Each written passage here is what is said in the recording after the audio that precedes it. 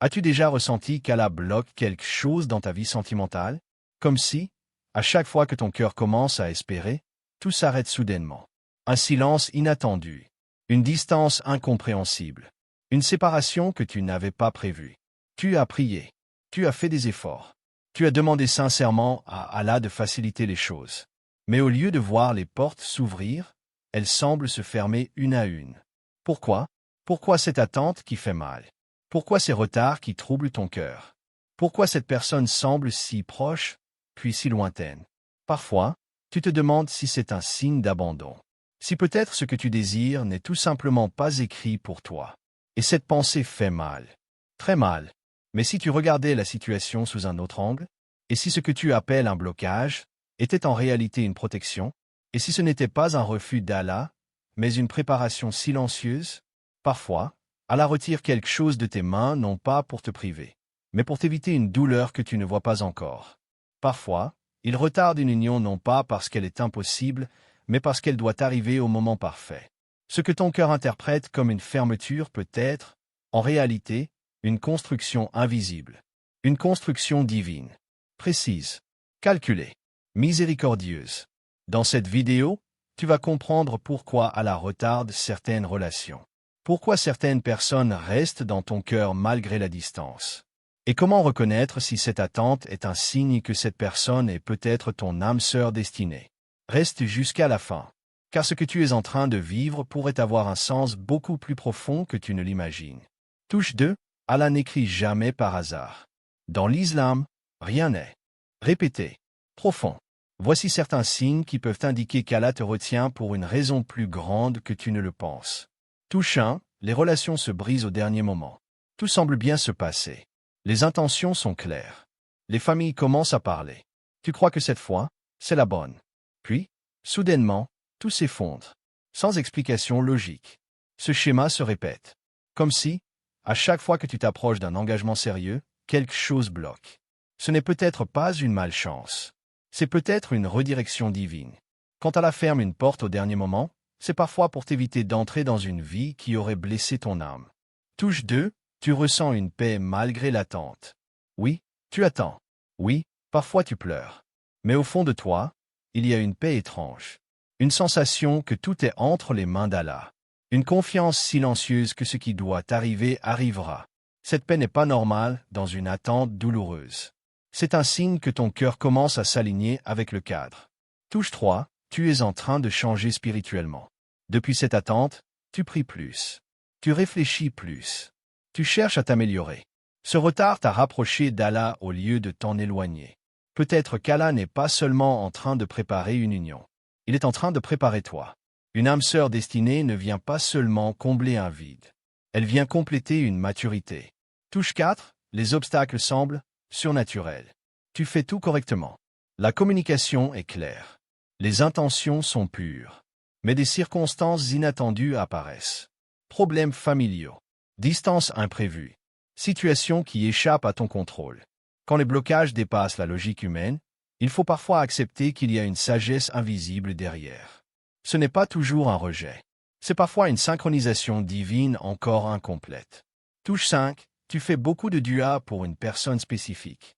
Malgré le temps, malgré la distance, son nom revient dans tes invocations. Tu demandes à Allah, si cette personne est un bien pour moi, rapproche-la. Sinon, éloigne-la et apaise mon cœur. Ce type de dua montre que ton attachement n'est pas seulement émotionnel. Il est remis entre les mains d'Allah. Et quand une relation survit dans les invocations sincères, cela signifie qu'elle n'est pas simplement basée sur un désir passager. Tous ces signes ne garantissent pas une issue précise. Mais ils montrent une chose, quand Allah retient, ce n'est jamais vide de sens. Il ne suspend pas ton cœur sans raison. Il façonne quelque chose. Plus grand, plus stable, plus pur que ce que tu imagines aujourd'hui. Touche 4. Pourquoi Allah retarde une union? Quand Allah retarde une union, ce n'est jamais pour briser ton cœur. C'est souvent pour le construire. Nous voyons le retard comme une perte. Mais dans la sagesse divine, le retard est parfois une préparation silencieuse. Touche 1. Il te prépare. Peut-être qu'aujourd'hui, tu aimes, mais tu n'es pas encore prêt, Pas prêt, émotionnellement. Pas prêt, financièrement. Pas prêt, spirituellement. Beaucoup de relations échouent non pas parce que les personnes ne s'aiment pas, mais parce qu'elles ne sont pas encore construites intérieurement. Combien de personnes se sont mariées trop tôt, avec de bonnes intentions, mais sans maturité? Au début, l'amour était fort. Puis les épreuves sont arrivées. Manque de patience. Manque de communication. Ego. Et l'union s'est fragilisée. Puis les obstacles ont commencé. La distance d'abord. Une opportunité d'études à l'étranger pour lui. Une responsabilité familiale, lourde pour elle. Attendons, se sont-ils dit. Mais l'attente est devenue silence. Le silence est devenu incompréhension. Et un jour, la communication s'est arrêtée.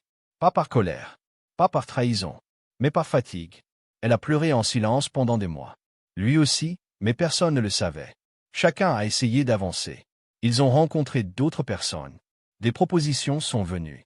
Certaines sérieuses. Mais à chaque fois, quelque chose ne s'alignait pas. Soit le cœur n'y était pas, soit les circonstances se compliquaient étrangement. Les années ont passé. Elle s'est rapprochée d'Allah. Elle a appris à ne plus prier pour lui spécifiquement, mais à prier. Ya Allah, écris pour moi ce qui est meilleur, même si ce n'est pas lui. Lui aussi a changé. Les épreuves l'ont rendu plus mature, plus stable, plus conscient de ce qu'il voulait réellement. Un jour, sans plan, sans calcul, leurs chemins se sont croisés à nouveau. Dans une ville différente, dans un contexte totalement inattendu. Ils ont parlé. Longtemps. Ils n'étaient plus les mêmes personnes qu'avant.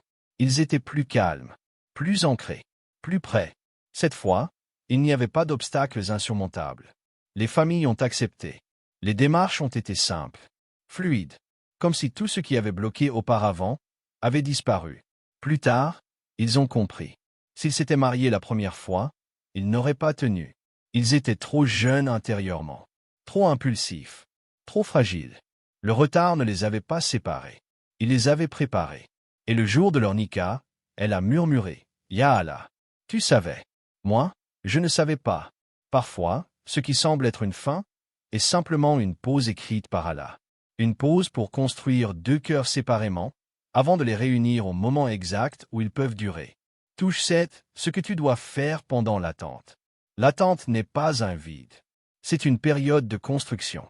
Si elle retarde quelque chose, ce n'est jamais pour te laisser immobile. C'est pour te transformer. Voici ce que tu dois faire pendant cette phase. Touche 1, renforcer ta relation avec Allah. Avant de chercher à être uni à une personne, assure-toi d'être solidement uni à ton Créateur. Prie à l'heure. Ajoute des prières surérogatoires, même petites. Lis le Coran, même quelques versets par jour. Fais du dhikr pendant tes moments d'anxiété.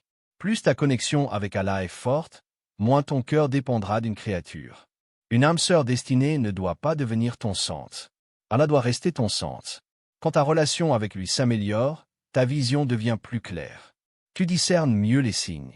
Tu réagis moins par impulsion. Touche 2, améliorer ton caractère. Pose-toi cette question honnêtement. Si cette personne arrivait demain, serais-je prêt à être un bon époux? Travaille sur la patience, la gestion des émotions, la communication, la jalousie excessive, l'ego. Lis des livres sur le mariage en islam. Écoute des conférences. Observe les couples stables et apprends. Ne prépare pas seulement le mariage. Prépare-toi à être une bénédiction dans ce mariage. Touche 3, construire ta stabilité. L'amour ne suffit pas. Développe ta stabilité financière si possible. Travaille sur tes projets. Construis ta discipline. Beaucoup de relations échouent parce que deux personnes s'aiment, mais vivent dans l'instabilité. Pendant que tu attends, bâtis ta vie. Ne mets pas tout en pause. Une union bénie repose sur deux personnes complètes, pas deux personnes vides qui cherchent à se remplir mutuellement. Touche 4, arrêtez de forcer. Si une porte ne s'ouvre pas malgré tous tes efforts, arrête de pousser. Forcer détruit la baraka. Forcer crée de l'anxiété. Forcer montre un manque de tawakkul, confiance en Allah. Ce qui est écrit pour toi n'a pas besoin d'être poursuivi avec désespoir. Fais les causes. Puis lâche prise. Touche 5, faire dua avec confiance. Continue à invoquer. Mais invoque avec équilibre. Ya Allah, si cette personne est un bien pour ma religion, ma vie et mon avenir, facilite-la pour moi. Et si elle n'est pas un bien, éloigne-la de mon cœur et remplace-la par quelque chose de meilleur. Puis accepte le résultat. La dua ne sert pas à contrôler le destin. Elle sert à l'aligner avec le bien. L'attente est un test, mais c'est aussi une préparation. Et si tu utilises cette période pour devenir meilleur, alors, que cette personne revienne ou non, tu ne perdras jamais. Car tu seras devenu plus proche d'Allah. Touche-lui, message profond au cœur. Si tu ressens cela en ce moment, si ton cœur est fatigué d'attendre, si tu te demandes en silence pourquoi cela n'avance pas, écoute bien. Ce retard n'est pas forcément un rejet. Ce silence n'est pas forcément une fin. Et cette distance n'est pas forcément une perte. Parfois, Allah enlève temporairement quelque chose de ta vue pour le préparer loin de tes inquiétudes. Tu vois un vide. Lui voit une construction. Tu vois des jours qui passent sans réponse. Lui ajuste les détails invisibles que ton cœur ne peut pas encore comprendre. Si cette personne est réellement écrite pour toi, aucune distance ne pourra l'effacer. Aucune circonstance ne pourra l'annuler. Aucune erreur ne pourra la supprimer du destin. Ce qui est écrit te trouvera, même si cela doit traverser des années, même si cela doit passer par des chemins inattendus. Et si, au contraire, cette personne n'est pas destinée à rester, Allah la retirera doucement, et un jour tu remercieras ce retard qui te semblait si douloureux. Respire. Ton histoire n'est pas en pause. Elle est en préparation. Ton cœur n'est pas ignoré. Il est protégé. Et peut-être qu'un jour, tu regarderas en arrière et tu diras, « Ya Allah, maintenant je comprends pourquoi tu m'as fait attendre. » Fais confiance au timing divin. Fais confiance à celui qui connaît l'invisible. Car ce que ton âme mérite ne te manquera jamais. Peut-être qu'aujourd'hui tu es dans le flot. Peut-être que ton cœur alterne entre espoir et fatigue. Mais souviens-toi d'une chose essentielle. Rien de ce que tu vis n'est aléatoire. Allah n'unit jamais deux cœurs par hasard. Chaque rencontre a un sens. Chaque séparation a une sagesse. Chaque attente a une fonction. Si cette personne est réellement ton âme sœur destinée, alors aucune distance ne pourra l'effacer. Aucune confusion ne pourra annuler ce qui a été écrit. Aucun obstacle ne pourra bloquer ce qu'Allah a décrété. Ce qui t'est destiné ne peut pas te manquer. Et si, au contraire, cette relation ne fait pas partie de ton avenir, alors crois-moi, le retrait d'Allah est une miséricorde que tu comprendras plus tard. Le retard divin n'est jamais une punition. Il est un ajustement, une protection, une préparation. Nous voyons quelques mois. Allah voit toute une vie. Alors au lieu de te battre contre le temps, confie-toi à celui qui le contrôle. Au lieu d'avoir peur de perdre, aie confiance en ce qui est écrit. Un jour, tout s'alignera. Et ce jour-là, tu comprendras que chaque larme, chaque attente, chaque silence faisait partie d'un plan plus grand. Reste patient. Reste confiant. Reste proche d'Allah. Car ce qui est écrit pour ton âme te trouvera toujours au moment parfait.